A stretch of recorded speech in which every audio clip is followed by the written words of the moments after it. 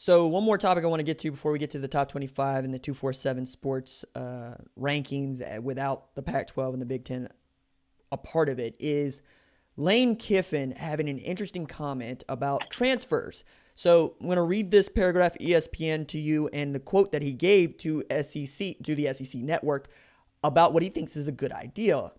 Kiffin says players whose conferences have decided to postpone fall sports should be free to transfer without penalty. Kids are having their schools or their conferences, deciding to shut down so they can't play, and a lot of them have a lot of money on the line with the next level, or they just want to play their last year, Kiffin said. So it's really unfortunate that the NCAA is not allowing them to transfer and be eligible immediately. We're being told that they won't even get a waiver process going, so I feel really bad for those kids. It's not their fault. Why can't they come play somewhere? That doesn't make any sense. Lane Kiffin, king of tampering, number one. Number two, even invoking a waiver process gets even closer to my contention. College football is pro football. It's just pro football where we don't pay the labor, right? In the same way that folks will say, hey, I think women's soccer players should get paid. I'm saying if they generate revenue, they should. Like, we're not talking about you taking money out of a place where you don't have any. We're talking about the $10 billion in excess that college football generates and the way that it really does create a foundation for your entire athletic program. And you don't actually need to have sports that aren't revenue generating in your NCAA model, because there's a different way to do that. You just need to separate football, especially among the top 30 or 40 programs that can support themselves, from what we're doing here. But this idea of a waiver process, I think, is also wild interesting, because that would mean that there's demand, right? Like, anybody that's ever been in a fantasy football league will tell you about the waiver process, and you'll watch a guy that you claimed on waivers go before you because somebody else's turn or they got there quicker. So what do you think about this idea of perhaps Justin Fields transferring back to Georgia or to Ole Miss, which I think would be wild interesting, or Sean Wade transferring to LSU, or any of these, again, message board RJ takes? Yeah, I can already tell that Lane is starting his campaign to land Justin Fields and whatever that would look like. But I can tell you, man, look, this is just so hard to discuss because even the concept would get everyone's hopes up, right? I mean, college football fans, players, and coaches would love to see some of the outstanding talent in the Pac-12 or in the Big Ten go elsewhere and have the opportunity to play on new teams this season. I just feel like if we're going to even discuss this, we have to understand some of the other outcomes that would take place. Like, I mean, we're talking about guys who would get essentially recruited over, basically losing their shot at something. We're talking about any number of scholarship issues when it comes to, number one, spots on a roster, number two, how university going to provide that money for these players. So I feel like, number one, I should say I would be all for this idea if it's able to be pulled off. I just don't know how feasible it is. Now, I would love more than anything to see, like, Penei Sewell as a left tackle for OU football, or I would love to see Texas add some big-name receiver out there. Hey, I would love to see Kansas with Keaton Slovis this year. I mean, get Les Miles a quarterback and see what he can do. But at the end of the day, man, I would be all for a concept like this because it would allow the kids an opportunity to play this year. And like Lane is saying, go after some of the money that's on the table for them. But then you have to understand that in order for these kids to get the money that's on the table for them, these schools would have to take away the money that they have on their own tables. So it's a very intricate and complicated concept, but it's able to be put together, and we can get Justin Fields to Lane Kiffin. Hey, man, I'm all for it. Man, I'm here for fantasy football, college. I mean, I finished like third in my fantasy football league last year, college football, and I'm in. For those of you that know of Blinken Riley on Twitter, I'm in the fantasy football league with him. And yeah, his team always wrecks, but I always feel pretty good about it. The idea of having a Penei Sewell or Keaton Slovis going to KU, not so much for me. Because, look, Les Miles wants to run a fullback. Like an honest-to-God Jacob Hester fullback. You're wasting Keaton Slovis there. You would have to go to the air raid, all right? You would have to actually take advantage of his skill set. I don't think the Mad Hatter is the guy to do that. But that's also one of the things that's so interesting and fun about talking about these things. One of the reasons that I really love talking in this way about college football. Okay, let's do the top 25 on 247 Sports with the re-ranking without the Big Ten, without the Pac-12. I know, to the chagrin of many Ohio State fans, that actually give a dog on, but like, is this going to change Oklahoma's ranking was the question that I had, right? So number 25, we got SMU. Number 24, we got Pittsburgh. Number 23, Baylor.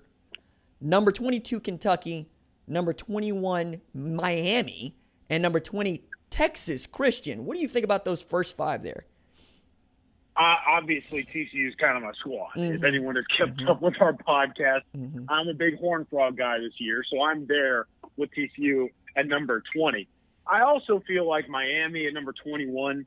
That one's fascinating to me because Miami, De'Aaron King coming in, what can they do within a quarterback?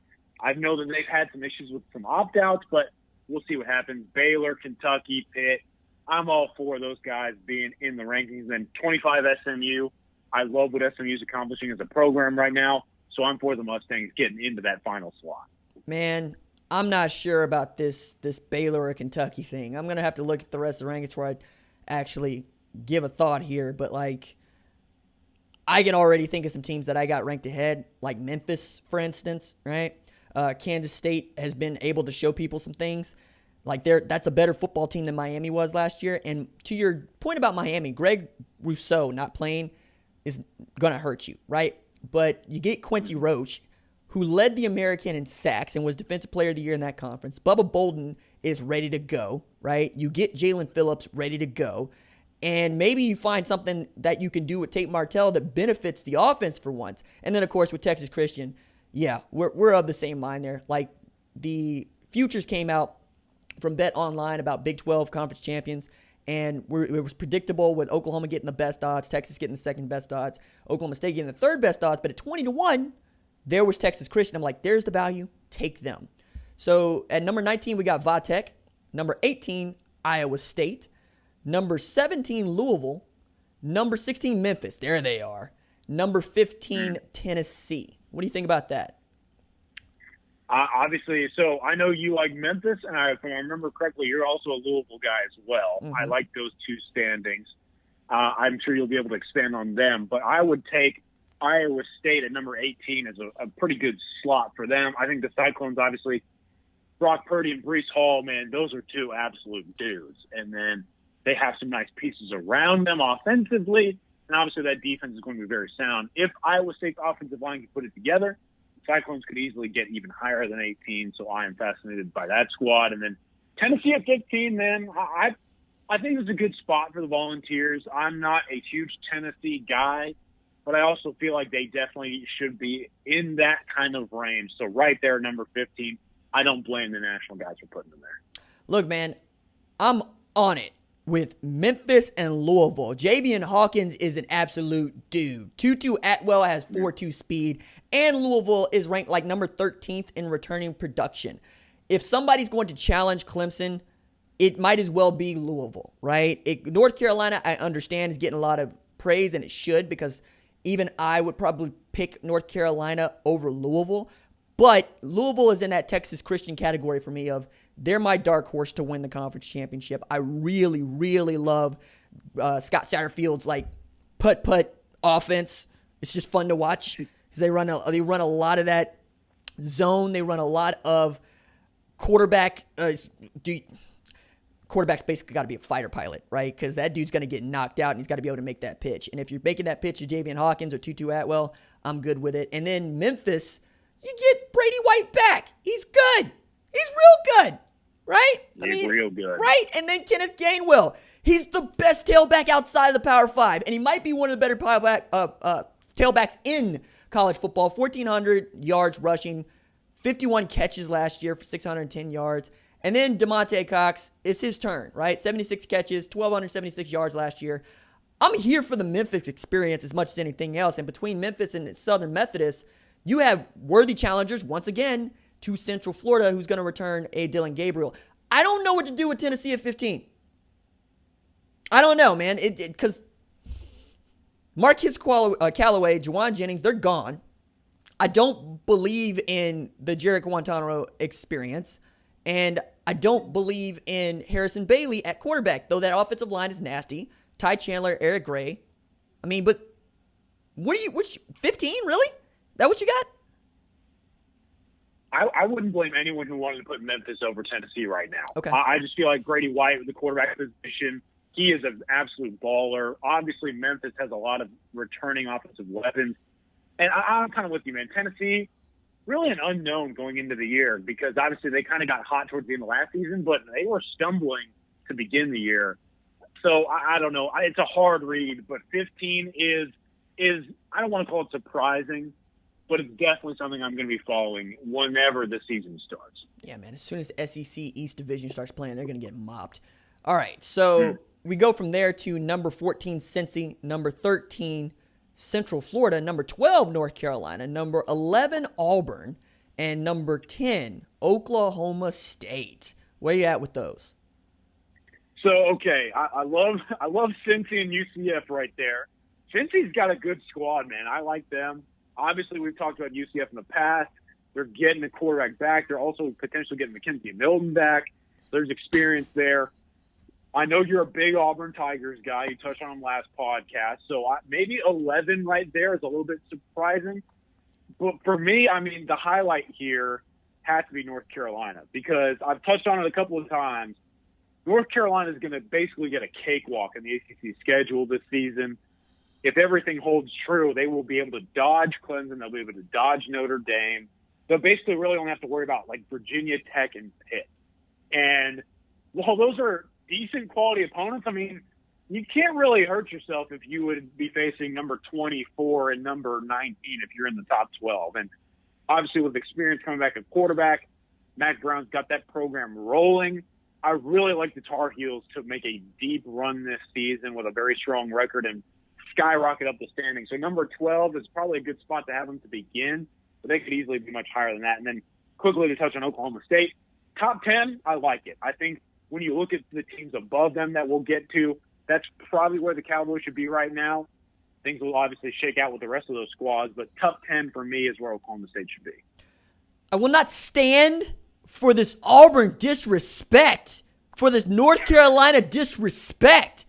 I mean, to put Oklahoma State at number 10 is to say that you don't care about the Big 12. That's what that is, right? I mean, to put Auburn behind Oklahoma State. All right, let me unpack this. I don't believe that Bo Nix is better than Spencer Sanders, but I do believe that Kalen Newton is better than both of them, all right? Who's behind Spencer Sanders today?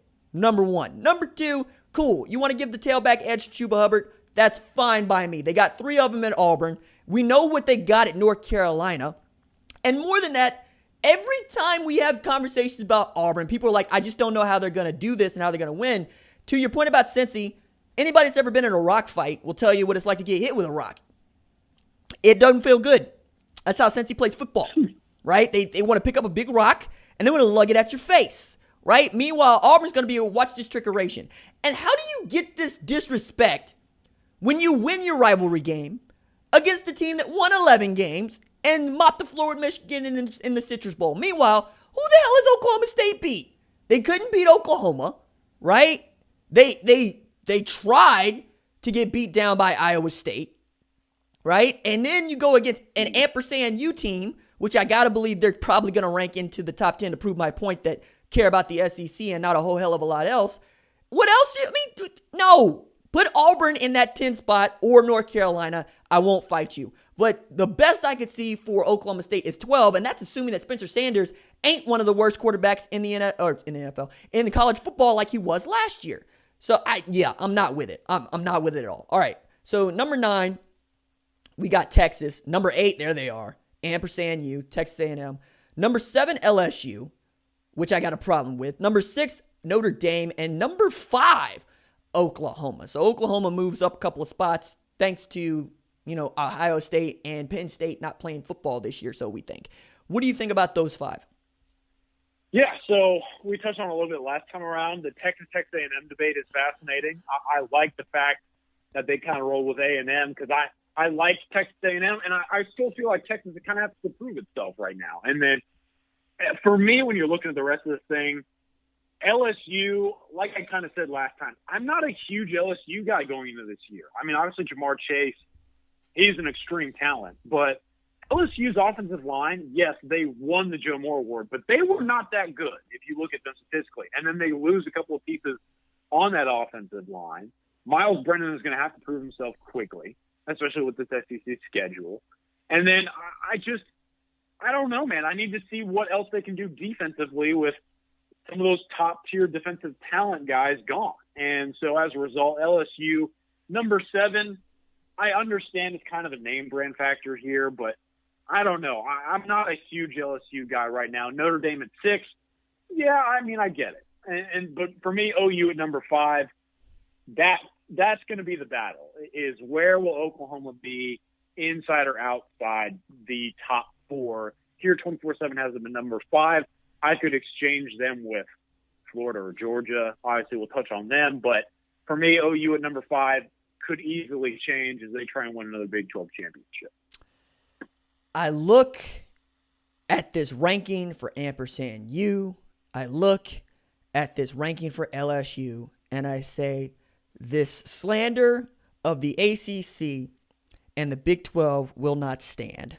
Because I could just as easily see Texas in that 5 spot, right? Based on what we know about Kennedy Brooks and how nationally folks talk about Oklahoma and Spencer Rattler, right? But LSU is going to have like 16 brand new faces on the offensive defensive side of the ball. They're going to have a new coordinator and a new scheme on the defensive side of the ball. And now they have Ed Orgeron swimming in Darius Geis, who allegedly raped 2 LSU students, was kicked off of the Washington football team, and was arrested for this. LSU got more problems than most of us, and it's going to have more integrated faces, or excuse me, more new faces than an integrated high school. And yet, you want me to buy stock in LSU at number 7. Yo, man, I could just as easily vault UNC there. I could vault Auburn there.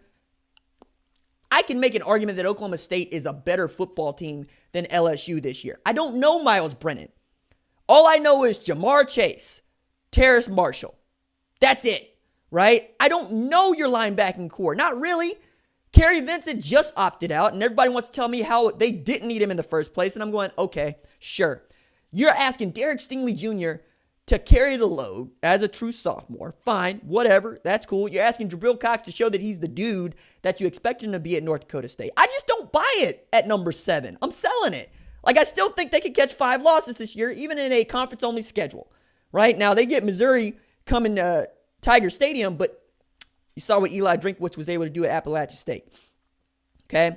Eli Drinkwitz is also a disciple of Malzahn. You don't think he got a little something ready for LSU? Because Malzahn had a little something ready for LSU, and he was there, right? He was a nose hair from giving them the business. The argument that I make is Auburn played LSU closer than anybody else did all of last year.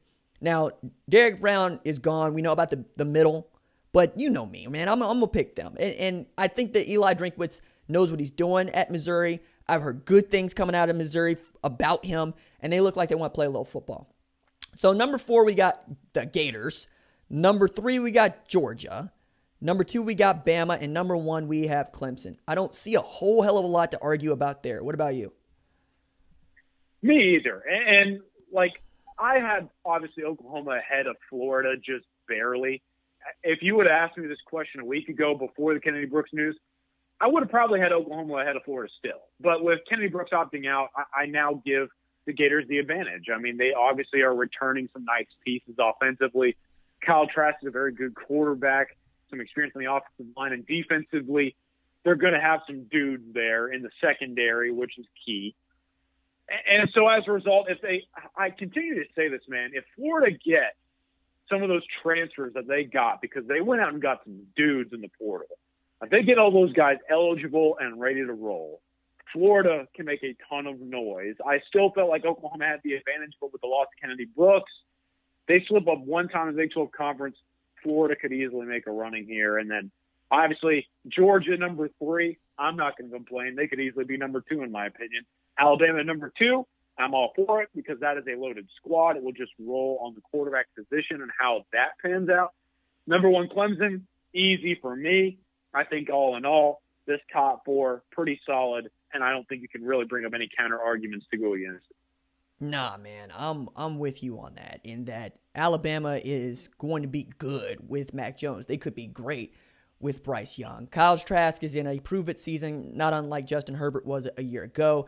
He beats Georgia in the world's largest cocktail party. I got to believe he represents in the SEC championship game against perhaps an Alabama or an Auburn. I think those are the 2 best squads coming out of the West, which means, once again, we're talking about rivalry games, really laying the foundation for what we expect to be the conference champs, and the conference championship is going to mean more this year than it's meant ever in years past. Well, that is Colin Kennedy. Follow him on the Twitters at CKennedy247. That's CKennedy247. Read his work on OUinsider.com, where he's keeping us up to date on all the latest offers. He's got Colin's Corner on the VIP board, which is a great feature where he's giving the inside scoop. He's telling you about his crystal ball predictions and is just a genuinely all-around and kind human being. Colin, thank you so much. Safe travels out to Richmond, dude. Yes, sir. I always appreciate it, man. Always fun, and I look forward to doing it again soon. All right, that's going to do it for us. We'll see you next time. Deuces.